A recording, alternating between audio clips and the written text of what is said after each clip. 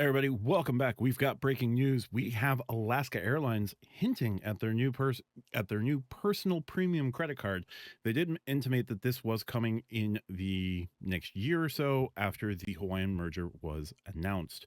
So, what do we have to work off of? Because we have some details, but we have a lot of questions. So, into the details. The card is going to be a $395 annual fee. The card will grant lounge access for Alaska in some capacity. Now, it does mention like Wi-Fi waivers on the indicate your interest sheet. I'll get into that in just a minute.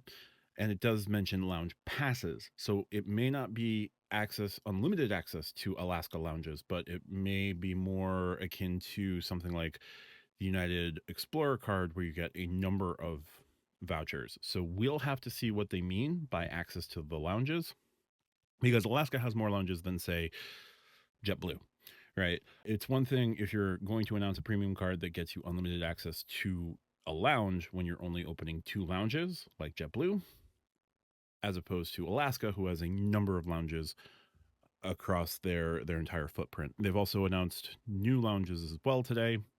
I'll get into that in a tidbits probably later today, hopefully. I know I promised tidbits and then they don't happen, just life. Okay. Anyway, so Alaska has announced that in summer of 2025, a new premium travel credit card will be launching. It will have a $395 annual fee.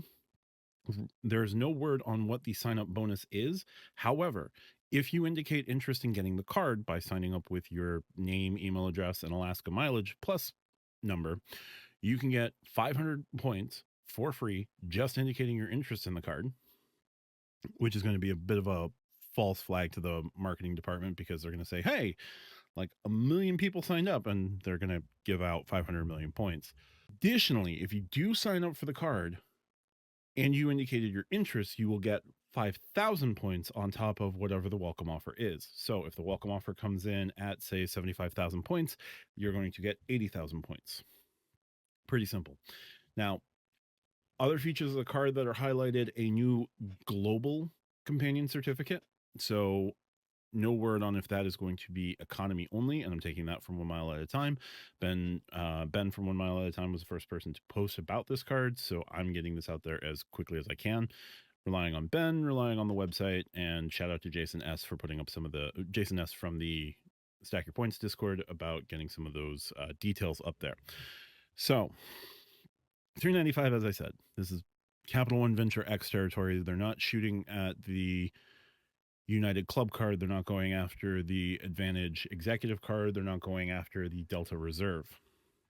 So that lower annual fee either indicates that they might be able to get Mileage Plus folks who have this card into their lounges a little bit easier than some of those other airlines, or they're going to learn the lesson that United and Delta and American had to learn about the easy to attain annual fee card and how overcrowded your lounges can get.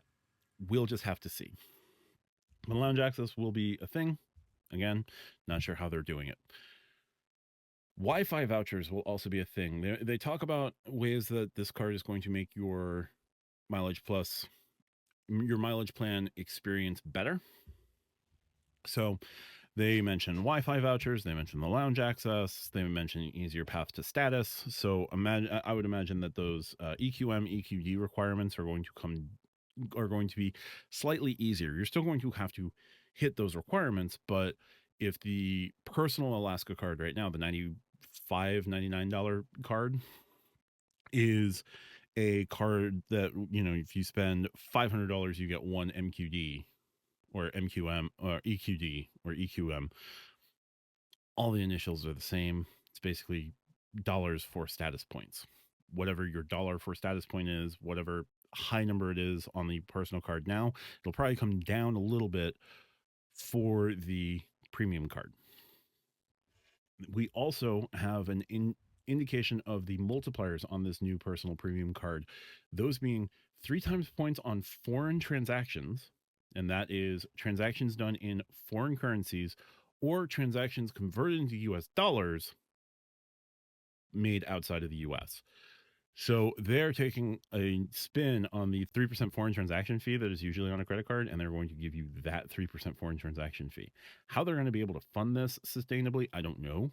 but they're expecting a good amount of foreign spend. They're going to be encouraging foreign spend on this card so that you can go pick up a, I don't know, vanilla branded Visa gift card at a Spar when you're in Switzerland, or try to see if you buy a 7-Eleven gift card in Japan if it's going to be able to be redeemed in the US. I really don't know what the impetus here is. Just make it no foreign transaction fees and whatever other multipliers you're going to give the card. But kudos to them for coming up with a new multiplier. And I'm sure that nobody's going to try to find a way to break it with gift cards in places like Spar or Marks and Spencer's or Lidl, or I'm going to run out of foreign brands before I can, if you find yourself in Venus needing to pick up a gift card, I guess this card's got you covered. If you got to do the same thing in Baku or Amman, I don't know why you need to pick up gift cards in Amman, but hey, be my guest. So, foreign transactions are going to be a multiplier, and dining is going to be a 3x multiplier. Now, this is where I'm going to take a step back and be my usual, like, hey, let's think this out a little bit further and overthink this, because if it's not worth overdoing, is it worth doing? This is going to be a personal Alaska branded credit card. What category do you get with personal Alaska branded credit cards with their partnership with Build? 3 times points on rent. What if this card also gets you a minimum of 3 and potentially more points on rent by using this card to pay your, there you go. So that's the one speculation I'll give. We have no word on how many lounge visits you're going to get. We have no word on what, if there's going to be a limit on the foreign transaction multiplier. We have no word on anything besides the card is launching in 2025. There is a sign-up process to indicate interest in it. You'll get 500 points for it. You'll get 5,000 additional points when you sign up for the card. This card will get you lounge access. This card is going to make your overall experience flying Alaska that much better, because they're putting a premium on this card to give you more premium service, I guess. I don't know. But that's going to do it for this one. I'm going to put the links down below. If you like what I do, hit the like and subscribe button down below. Consider joining the channel if you want to support me here on YouTube. Outside of YouTube, check out the pinned comment down below as well. Check out the Stack Your Points podcast I record with Call Me Lonnie, RJ from Do You Take Cards, and Reeks Rewards. I appreciate your time. Thanks for watching. Talk to you soon. Bye for now.